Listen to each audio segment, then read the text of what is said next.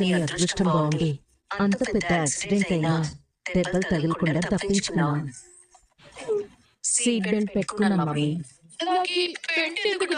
మీరు అనుకోకుండా ఒక్కసారిగా డాష్ బోర్డ్ ని గుద్దుకున్నారు కదా, మీ మెడ కండరాలు గాయపడ్డాయి.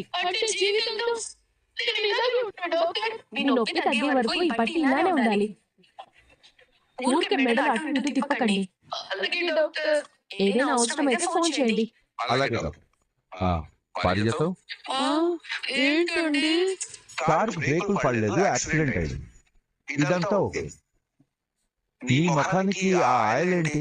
నేను చెప్తాను సార్. ఎందుకు రాసుకుంది? యాటిట్యూడ్ కోసం సార్.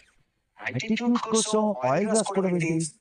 ఏమండి, వాడేదో గట్టిగా వాడుతున్నాడండి. నాతో చెప్పింది నేను బ్రదర్ తో చెప్పానండి. పిన్నికి ఎలక సాక్ష్యం అన్నట్టు నువ్వు మాట్లాడుతావు.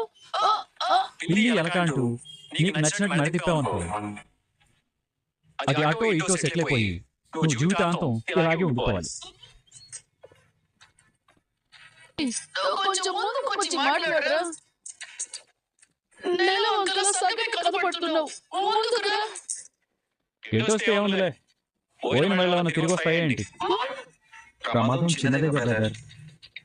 అసలు ప్రమాదం ఎలా జరిగిందా అని ఆలోచిస్తున్నావు బ్రదర్. బ్రేకులు ఫెయిల్ అయ్యాయంట కదా. కార్లు సర్వీస్ చేయించేది నేనే కదా. ఏ కార్కి ఏ కంప్లైంట్ ఉందో నాకు బాగా తెలుసా. మరి ఈ కార్ బ్రేక్లు ఎలా ఫెయిల్ అయ్యాయి? నాకేదో అనుమానంగా ఉంది సార్.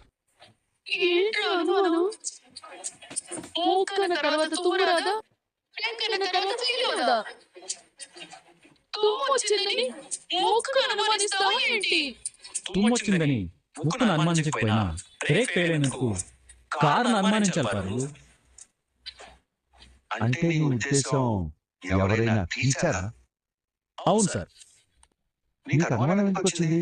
ముందు కార్ని బ్రదర్ని టెస్ట్ చేయమన్నారు సార్. బ్రదర్ వెళ్ళి బాగానే వచ్చాడు. ఆ తర్వాత జోస్న కారు ఎక్కింది, కానీ పారు కారు ఎక్కడానికి ఇబ్బంది పడింది.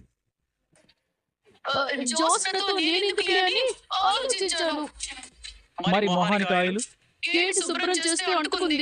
గేటుకుండేది గ్రీజ్, ఆయిల్ కాదు. రానికి అబద్ధం చెప్పడం కూడా రాదు. ఉడికిపోయేలా ఉంది.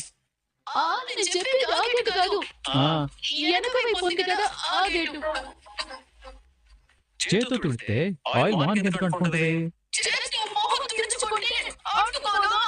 నాకేమీ అలా అనిపించట్లేదే. రోడ్డు వేసేయడానికి కార్ బ్రేకులు తీసేసి మటర్ ప్లాన్ చేశారేమో అనిపిస్తుంది.